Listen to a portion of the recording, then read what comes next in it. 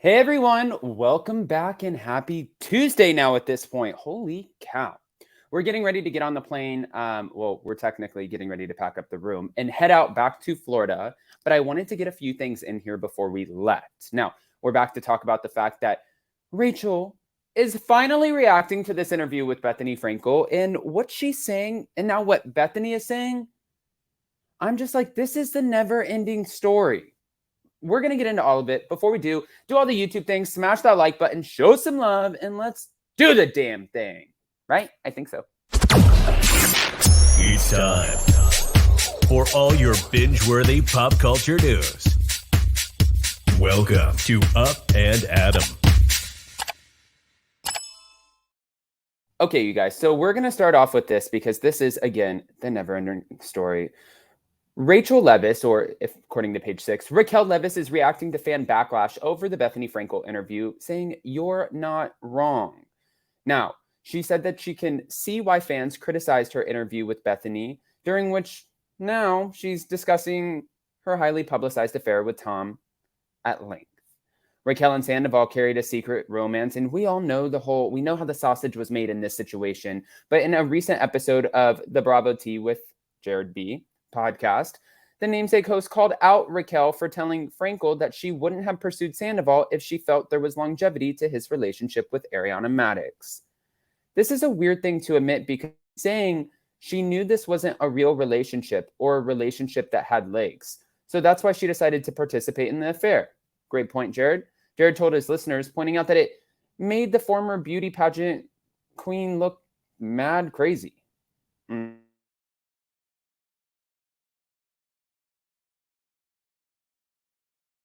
Bad.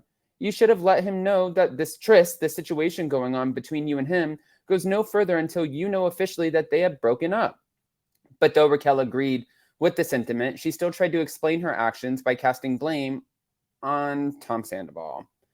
She said 100% you're not wrong. Yeah, that's a good start for the not casting blame. But 100% you're not wrong. I'm actually just going to share this with you guys. Boom. Here we go. That way you guys can see it with me. All right. So let me put it.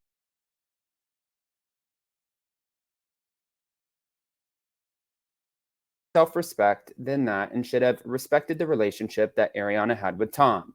No excuses. However, looking back, I see I had low self-worth, and Tom kept telling me that he was actively breaking up with her amicably for her mental health. Okay. He had, she said, which I can now see was magical thinking. He had 1,000,001 reasons why they hadn't broken up yet, and it was easier to stay in that fantasy than face the fact that the social anxiety and isolation was not worth it. So yes, absolutely, you're 100% right. It was my responsibility to remove myself from that situation, and now I know better.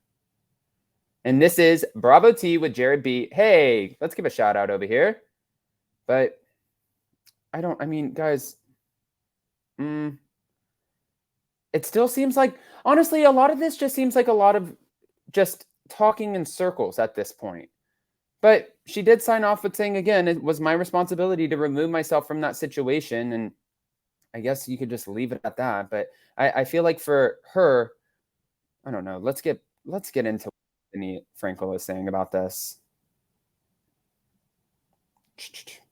Present.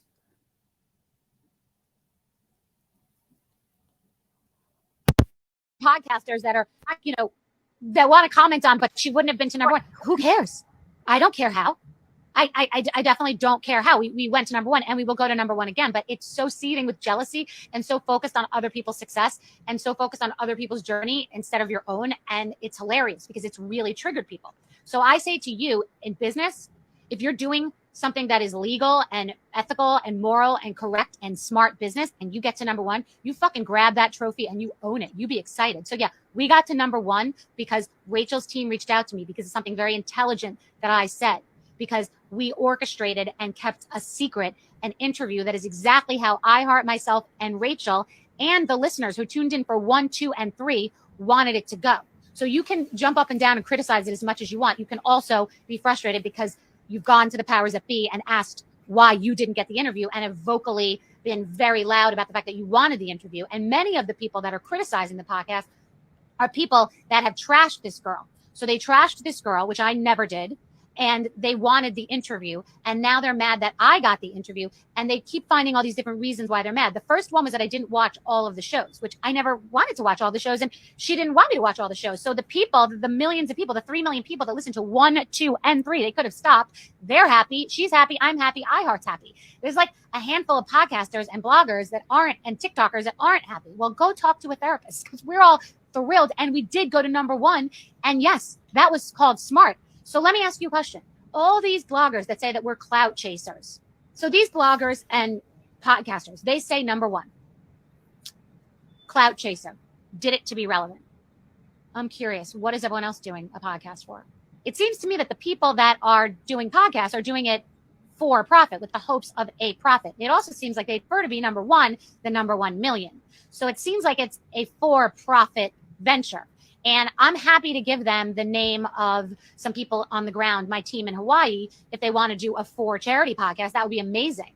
But I think that it is for profit, #1. But and for clout and for relevance. So yeah, if you're relevant, you go to the top. If you're for clout, you go to the top. If you're not for clout, you go to the bottom. I don't know if they went to business school, but like that's kind of how that stuff works. Okay, let's break that down. First of all, nobody knows what my relationship is with Rachel and whether I care about her or I don't. But now are we in the sharing is caring podcast universe? So let me ask you this.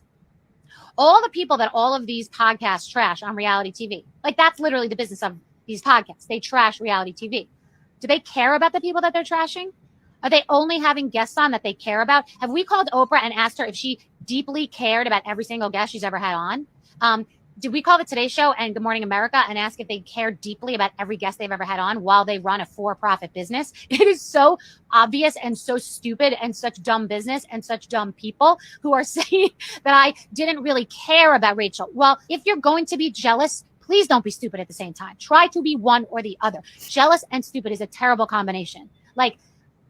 And you have to have your facts backing you. So everybody who has a podcast who's criticized whether I cared about Rachel or not needs to make sure that every person they ever talk about, including me, because if they're talking about me and they're saying that I don't care and it's because I'm doing this for profit, are they not talking about me for their profit on their podcast? And do they really care about me? Because I didn't get any Christmas cards from them. I didn't get any muffin baskets from these Sharing is Caring podcasts.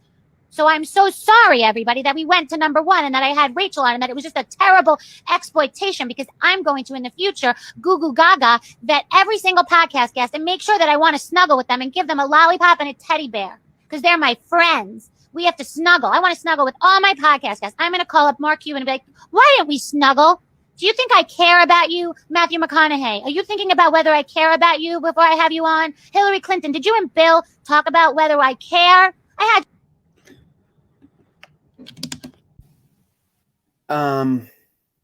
Okay. That gave me anxiety. But I do get her point where she's saying, everybody, listen, Bethenny makes great points and she is a force to be reckoned with. This is interesting, but I just wonder how much she's going to keep clapping back at the haters. I feel like at some point you kind of just have to know your truth and your side of it. So I don't know, guys, I want to hear what your side of this is. Again, we're getting ready to get on a plane, so I'm about to leave my hotel, but go ahead and comment below. Let us know what you think, especially with Rachel going into Jared's comments and Bethenny clapping back at the haters. I want to know. Smash that like button, show some love, and we'll see you next time.